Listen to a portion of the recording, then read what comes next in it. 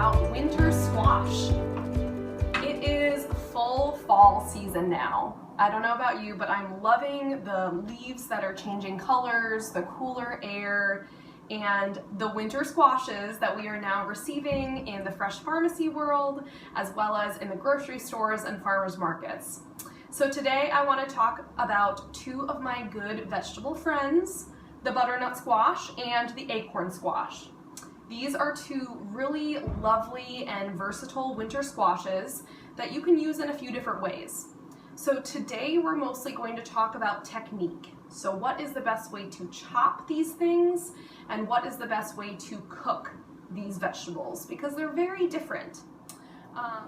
So as you can see, these squashes are very different in their shapes, their colors, and they taste a little different too.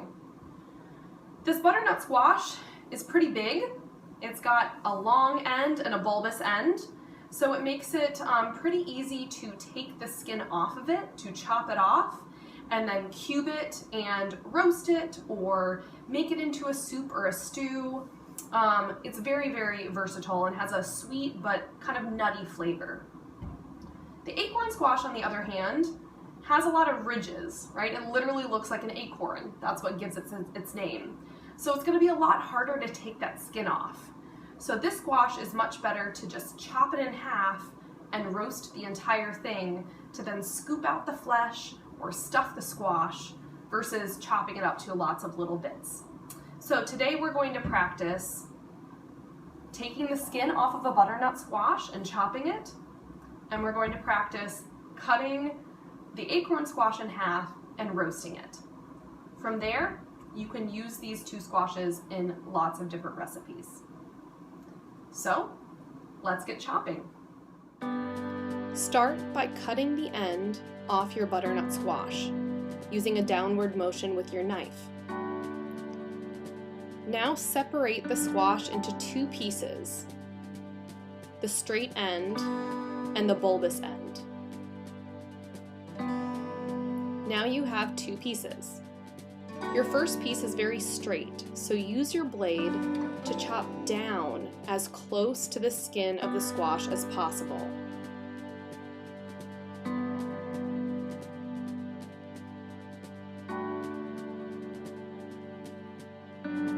Now move on to the next piece.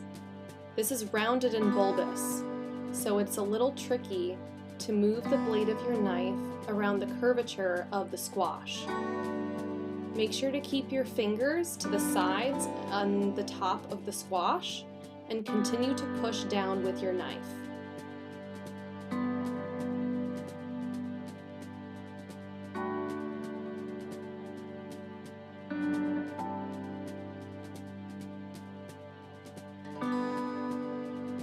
Another option is to use a peeler to peel the skin off of the squash. Sometimes the peel is very hard, so it may not work with your vegetable peeler. Do what works for you.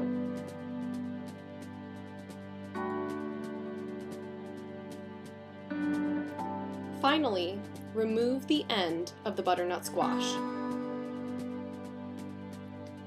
Now we're ready to cut it open. Stick your knife in the squash and use the palm of your hand to push down through the middle of the squash. This bulbous end has all of the seeds, so use a spoon to scoop the seeds out of the butternut squash. Now for the acorn squash. Pull off the stem. The top portion is flat, so put that on the cutting board for stability. Again, stick your knife through the squash and use the palm of your hand and your body weight to push down against the hard squash to cut it all the way through. Again, scoop those seeds from the inside to remove, just like you did in the butternut squash. So now that you have your acorn squash chopped in half, you can take these two pieces, put them flesh side down on a sheet tray, just like this. If you'd like, you can spray the sheet tray or put a piece of parchment so it doesn't stick. But then we're just going to put this into the oven at about 350 degrees and let it cook for 20 to 30 minutes. The flesh is going to get really soft, okay? It's basically steaming itself so that when it's ready, you should be able to kind of push down on that skin and it will give, and the inside will be nice and soft. From there, you can just scoop out that flesh, and you can create it into soups. You can put it into smoothies. You can just eat it plain with a little bit of olive oil and Parmesan cheese. It's super delicious. Your butternut squash, you can then chop into whatever size pieces that you want, and again, roast it in the oven to top some salads. You can saute it and add other grains and greens to make a little like stir fry or fall saute. You can make it into soups with broth and other vegetables. That being said, you can cut your butternut squash this same way, right? Just chop it in half, scoop out those seeds and put it flesh side down to do the same process as the acorn squash. That's no issue. The butternut squash has a lot more flesh inside, which is a nice benefit.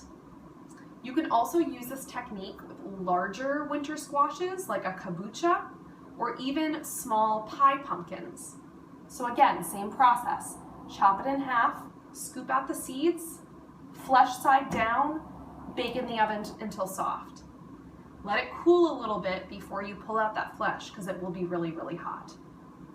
So now you have some cutting techniques, you have some cooking techniques. Again, I'm leaving you a cheat sheet chart on this blog that you can refer to, as well as a few of my favorite recipes using these squashes. So I hope you take some time to cook at home this week for yourself or for your family and enjoy these beautiful fruits of the season. Thank you again to Centaurus Star Hill for allowing us to do these cooking classes.